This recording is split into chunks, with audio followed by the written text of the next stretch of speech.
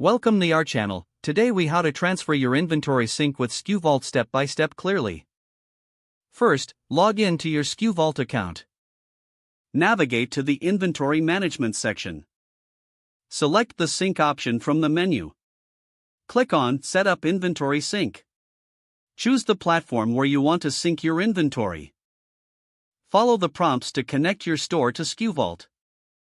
Enter your store credentials as requested.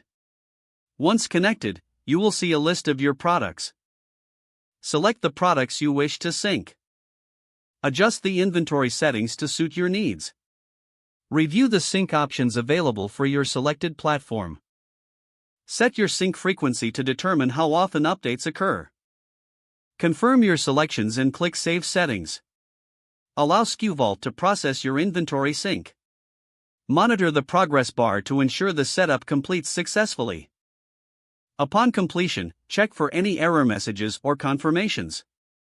Test the sync by updating inventory levels in your store. Verify that the changes reflect accurately in SkuVault. If everything checks out, you are now successfully synced. Keep an eye on your inventory regularly for consistency. If the page does not load, refresh the browser or try again in a private or incognito window. Make sure you are using the correct email address, then retype it carefully to avoid small typos. If your password is not accepted, use the reset option and create a new strong password you can remember. Check your spam folder for verification or security emails, then complete any requested confirmation steps. Enable two-factor authentication if available to improve account security and reduce unauthorized access risk. After signing in, review your profile details so your contact information and settings are accurate and current. If you see an error message, note it down and try again after restarting your device and internet connection. Log out when you finish, especially on shared devices, to keep your account and payment information secure.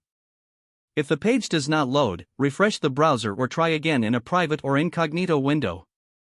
Make sure you are using the correct email address, then retype it carefully to avoid small typos. Don't forget to like this video and subscribe to our channel for more step-by-step tech guides.